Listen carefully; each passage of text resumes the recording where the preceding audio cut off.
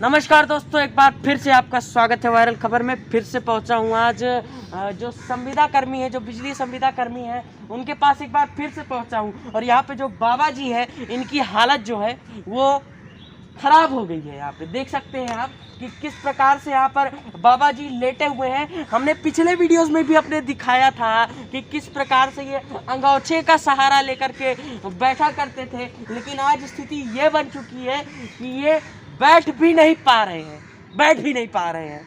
उसके बाद भी अभी तक कोई भी ऐसा आदमी नहीं दिखा है यहाँ पे इको गार्डन में। कोई भी सरकार का ऐसा आदमी नहीं दिखा इको गार्डन में जो यहाँ पे इन लोग के समर्थन में आया हो। हमारे साथ पे प्रदेश अध्यक्ष खाली जी मौजूद है। ये बताइए खाली जी, इनकी तबीयत कैसे खराब हुई, सबसे पहले ये बताइए। देखिए, एक तो 23 दिन हो गए हैं इनको आंदोलन करते हुए, और इन्होंने अपना भरपूर तरीके से मतलब खतरनाक बारिश जो हो रही थी, 20 घंटे 22 घंटे लगातार जो बारिश हुई उसमें इन्होंने आंदोलन किया, और उस तरीके से लगातार ये आंदोलन करते चले आ रहे हैं और न्याय दिलाने का काम ये कर रहे हैं, मगर अभी तक की कोई सुनवाई नहीं हुई। आज इनकी तबीयत खराब है और वो लेट गए हैं। अब स्थिति ये है कि बताइए, ये उम्र देखिए और इनका इस तरीके से कर्मचारियों के लिए उत्साह कि किसी तरीके से इन बच्चों को कुछ मिले, इन बच्चों को न्याय मिलने का काम मिले करे, मगर ये गूंगी बहरी सरकार इनके दुख दर्द कोई नहीं समझ रही है। तो दोस्तों, यही मैं मतलब खाली जी इसका साफ साफ यही कहना है कि जो सरकार है वो इस समय जो अपनी आंखों पर पट्टी बांध के बैठी है, वो उस पट्टी को खोले और देखे कि कितने लोग यहाँ पर बैठे हुए और किस तरह से जो है प्रोटेस्ट कर रहे हैं। सर, आपका सबसे पहले नाम बताइए, कहाँ से आए हैं आप? हमारा सुरेश कुमार नाम है, हम निगोहा पावर हाउस से आए हैं। अच्छा, निगोहा से कैसे आए हैं? गाड़ी से आए हैं। अच्छा, गाड़ी से आए हैं। देख सकते हैं निगोहा से गाड़ी से आए हैं। तो घर 7-8 हजार रुपए में आजकल जिस प्रकार से महंगाई है, घर चलाने में मुश्किल तो आती होगी। कुछ नहीं, विक्रम का किराया हुआ। हाँ। और दूसरे के तो हम कर्ज ही हो जाते हैं। अच्छा। भाई कैसे चलेंगे? 8 हजार में बच्चे जिलाएंगे, बीमारी खर्च देंगे। हाँ। तो कर्ज लेने पे मजबूर हो गए हैं आप लोग? कर्ज ही में मजबूर हो गए। किसको अच्छा। दे, क्या करे? बीमारी आजारी सभी परेशान करे हैं। हाँ। तो देखिए दोस्तों, 7-8 हजार रुपए पेमेंट मिलने के बाद भी ये जो संविदा कर्मचारी हैं, बिजली संविदा कर्मचारी हैं, वो यहाँ पे कर्ज लेने पे मजबूर हो गए हैं। और ऐसी मजबूरी क्यों बन रही है इन लोगों की? ऐसी मजबूरी इसलिए बन रही है क्योंकि सरकार इनकी बातों को जो है अनसुना कर रही है। और इस तरह से देखिए, यहाँ पे हमारे साथ कुछ बुजुर्ग हैं। आगे आ जाइए आप, आइए इनसे बात करते हैं। कहाँ से आए दादी आप? हम आए हैं खनेसी पावर हाउस से। अच्छा, हमारा नाम है शिवरतन मौर्य जी। अच्छा, तो आए हैं, कितने दिन से यहाँ पर आकर के बैठे हुए हैं? अरे हम लगभग डेली आते जाते हैं। डेली अप डाउन कर रहे हैं? जी, अपना किराया वगैरह लगा के आते हैं। अच्छा, ठीक। अब हम लोग ये चाहते हैं कि समान कार्य का समान वेतन तो एक ही ये कर दिया जाए। हाँ। केवल यही अगर कार्य कर दिया जाए तो सबसे बेहतर होगा, लेकिन कोई भी सरकार सुनने को तैयार नहीं है। कोई भी बात हमारी लोगों की सुनी नहीं जा रही है। अच्छा, लिहाजा हम लोग लगातार धरने पे बैठे रहेंगे जब तक कि कोई सुनवाई नहीं होगी। अच्छा दोस्तों, इधर आइए, स्थिति दिखाता हूँ कि कितनी बुरी स्थिति यहाँ पे बन चुकी है। इको गार्डन में कितनी बुरी स्थिति बन चुकी है और लोग किस तरह बैठे हुए हैं। अरे बिजली संविदा कर्मचारियों जो घर में बैठे हुए हैं, आप लोग, आपसे बोलना चाहूँगा कि आपके कुछ साथी यहाँ पर अपने जान का जोखिम ले रहे हैं और लगातार बैठे हुए हैं। किस बात के लिए आप लोग बैठे हैं घर में? किस बात के लिए? अरे देखिए इनको, इनके हौसले को देखिए। इसी तरह से ये जो लड़ रहे हैं लगातार इतने दिनों से इको गार्डन में अपने अधिकारों के लिए, आप लोगों के लिए, अपने लिए सिर्फ नहीं लड़ रहे हैं, आप लोगों के लिए भी लड़ रहे हैं, ताकि अगर पेमेंट बढ़ाई जाएगी तो खाली इनकी नहीं बढ़ाई जाएगी, आप लोगों की भी बढ़ाई जाएगी।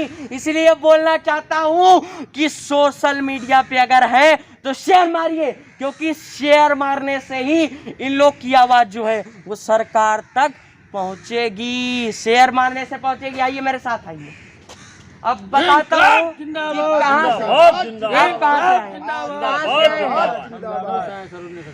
अच्छा, कहाँ से? सरोजनी नगर लखनऊ। अच्छा, सरोजनी नगर से हैं आप।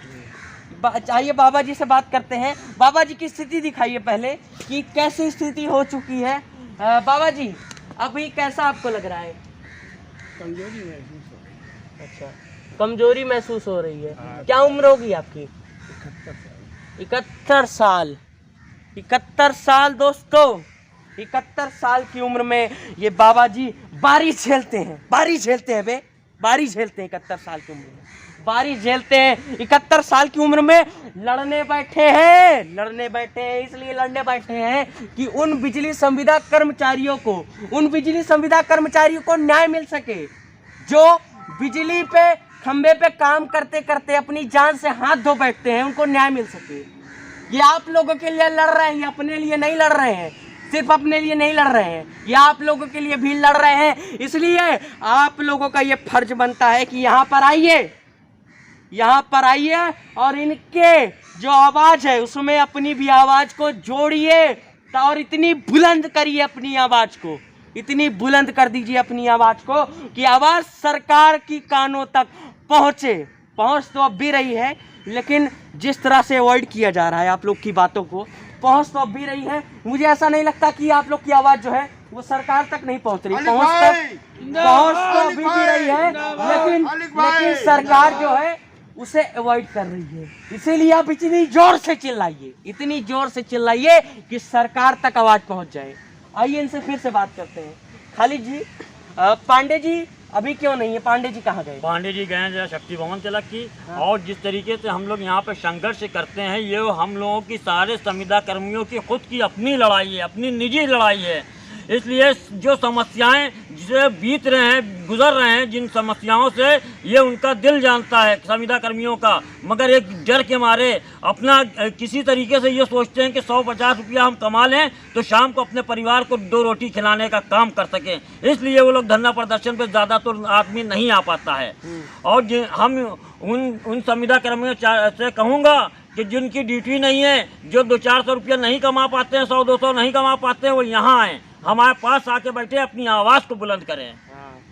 इसके पहले आपका जो है वो भारी प्रदर्शन देखने को मिला था, लेकिन उसके बाद में यहाँ से जो लोग हैं वो चले गए। पांडे जी ने कहा था कि 22 से 23 तारीख के बीच में पूरे प्रदेश में जो है जो तमाम बिजली संविदा कर्मचारी हैं वो प्रदर्शन करेंगे, और उसका असर क्या दिख रहा है प्रदेश भर में? देखिए, पूरे उत्तर प्रदेश में इस टाइम प्रदर्शन चल रहा है और यहाँ भी लागू है और सब जगह चल रहा है। पूरे 75 जिलों में धरना प्रदर्शन हमारा चल रहा है, लगातार चलता रहेगा जब तक कि हमारी मांग पूरी नहीं हो जाएगी। अच्छा, जब तक की मांगे नहीं पूरी होंगी नहीं हटेंगे, नहीं हटेंगे, नहीं हटेंगे, नहीं हटेंगे, नहीं हटेंगे बे, नहीं हटेंगे। जब तक मांगे नहीं पूरी होंगी ये लोग नहीं हटेंगे यहाँ से। और क्यों हटे यहाँ से? क्यों हटे? किस लिए हटे? अपने अधिकार के लिए लड़ रहे हैं, अपने अधिकार के लिए यहाँ बैठे हुए हैं। बैठे हुए इसलिए हैं क्योंकि 7,000-8,000 रुपए में किसी का घर नहीं चलता। जिस तरह से महंगाई है, उस महंगाई में किसी को भी नहीं लगता कि 7,000 और 8,000 में किसी का घर चलता होगा। ये मेरे साथ आइए, और कुछ लोग पीछे बैठे हुए हैं, इनसे बात करते हैं। कहाँ से आए भाई साहब आप? वृंदावन प्रवास हाउस सेक्टर 5D। अच्छा, वृंदावन से आए हुए हैं। तो अभी तक की कुछ ऐसा पॉजिटिव रिस्पांस मिला है? और जो मंत्री जी हैं, केंद्रीय मंत्री जी हैं कौशल किशोर जी, उनसे क्या कुछ बात हुई? अभी क्या कुछ उन्होंने कहा है? केवल आश्वासन मिला है।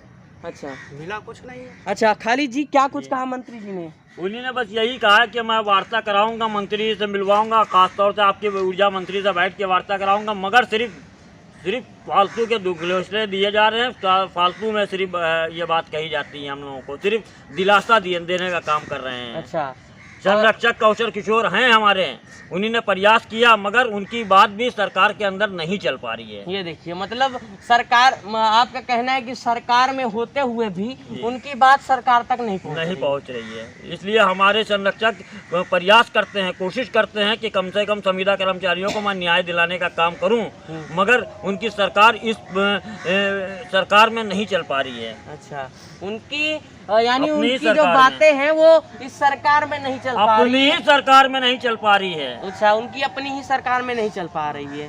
क्या ऐसी वजह है दोस्तों? क्या ऐसी वजह है कि मंत्री कौशल किशोर की बातें भी नहीं सुनी जा रही है। जब मंत्री जी इन लोग का मुद्दा उठा रहे हैं फिर भी क्यों इन लोग की बातें नहीं सुनी जा रही? क्या वजह लगती है खालिद जी आपको, क्यों मंत्री जी की बातें नहीं सुनी जा रही हैं? देखिए, ये बीजेपी गवर्नमेंट है, इसके बारे में हर कोई जानता है कि उन्हीं ने पूरे देश को बेचने का काम किया। अभी तक की देखा होगा कि सारे विभाग बेच डाले और आगे उम्मीद इनसे यही है कि ये जाते जाते सब कुछ बेच डालेंगे।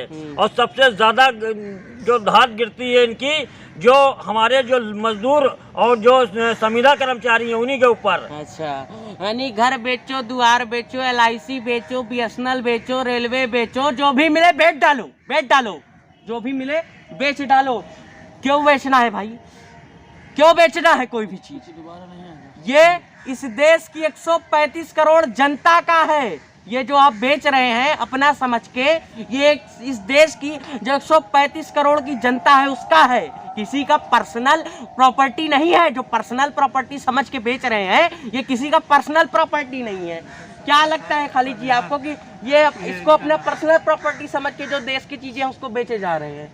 भाई, जैसे कि जो सरकार जिस हिसाब से चला रहे हैं वो अपनी मनमानी, अपना विचार, जो यानी कि जो यहाँ पे जो हमारे महामंत्री जी हैं, मतलब योगी महाराज जी, वो किसी से बात करना भी नहीं पसंद करते हैं। अच्छा। और वैसे ही उन्हीं ने पावर कॉरपोरेशन के अंदर मंत्री बैठा रखे हैं कि वो भी किसी से बात नहीं करते हैं। मंत्री जी क्या बोलते हैं? श्रीकांत शर्मा जी से कोई बात हुई इस पे? श्रीकांत शर्मा जी संविदा कर्मचारियों के विषय में कोई बात करना पसंद ही नहीं है। अच्छा, गए थे मंत्री जी से मिलने? अगर हमारी जगह पे कोई उच्चपति होता तो उसको बुला के बैठाते, उससे अच्छे से वार्ता करते। नहीं, क्या बोले आपसे जब मिलने गए मंत्री जी से? क्या बोले मंत्री जी? अभी तक की हमारी मुलाकात उनसे नहीं हुई। मैंने चेयरमैन साहब से मेरी वार्ता हुई है। हाँ। और MD पावर अभी कॉर्पोरेशन प्रयास को हुई नहीं किया गया मिलने का? नहीं, प्रयास तो बहुत किया गया है, प्रयास तो बहुत ज्यादा किया गया है, मगर वो समय नहीं देते हैं हम लोगों को। अच्छा, अभी मिलने का समय नहीं दे पा रहे जब भी हैं। उनसे वार्ता अच्छा। करने के लिए सोचते हैं अभी वो मिलते समय नहीं। दे दीजिए माननीय मंत्री जी, अभी समय दे दीजिए, वरना चुनाव में इन लोग का समय नहीं मिलेगा आपको। क्योंकि कुछ भी हो, चुनाव में तो इन्हीं लोग के पास जाइएगा वोट मांगने के लिए, तब क्या करिएगा? चुनाव में इन्हीं लोग के पास जाइएगा वोट मांगने के लिए, तब क्या करिएगा? तब भी ये लोग ऐसा कहेंगे कि मंत्री जी जाइए, अब समय नहीं है हमारे पास में, अब समय खत्म हो चुका है। क्योंकि एक टाइम पे जब हम लोग प्रदर्शन कर रहे थे, यहाँ पे बैठे थे, तब आपके पास समय नहीं था और आज समय मांगने आए हैं हमसे। तो दोस्तों, इसी तरह से ये लोग लगातार इको गार्डन में बैठे हुए हैं और हम लगातार इनको दिखा रहे हैं। आप हमारे साथ बने रहिए वायरल खबर पर। मिलते हैं अगले वीडियो में।